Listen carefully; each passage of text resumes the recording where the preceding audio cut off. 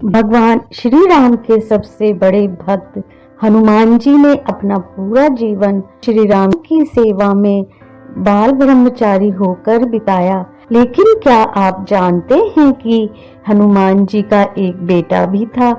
ये है मधुर moral story. आज के वीडियो में बात करेंगे हनुमान जी के पुत्र के विषय में।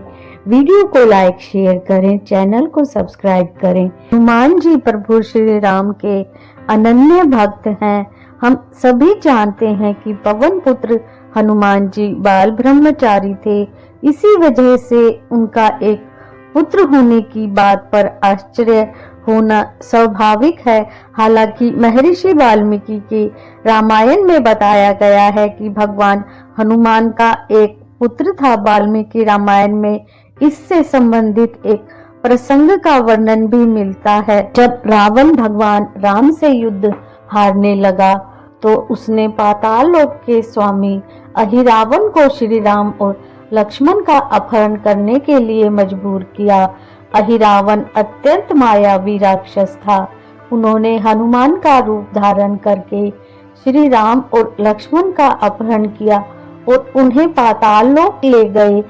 जब इस बात का पता चला तो भगवान राम के शिविर में हाहाकार मच गया और उनकी खोज होने लगी। बजरंगबली हनुमान श्री राम और लक्ष्मण को ढूंढते हुए पाताल लोक में गए। पाताल लोक के 7 द्वार थे। हर द्वार पर एक पहरेदार था। सभी पहरेदारों को हनुमान जी ने परास्त कर दिया, लेकिन अंतिम द्वार पर उन्हीं के समान बलशाली एक वानर पहरा दे रहा था। देखने में एकदम अपने जैसे वानर को देखकर हनुमान जी को आश्चर्य हुआ।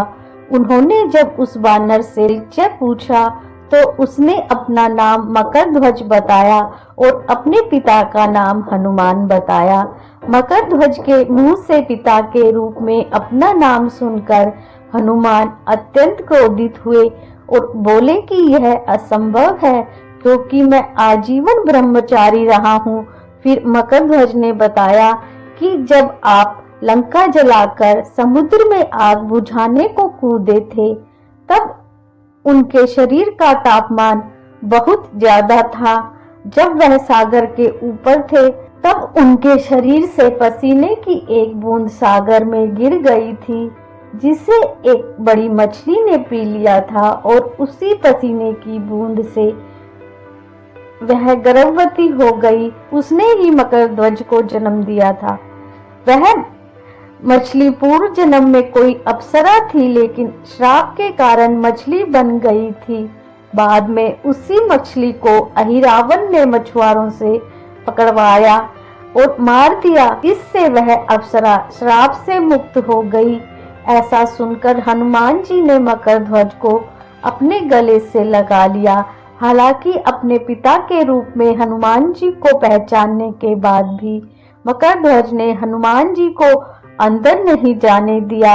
इससे हनुमान जी बड़े ही प्रसन्न हुए।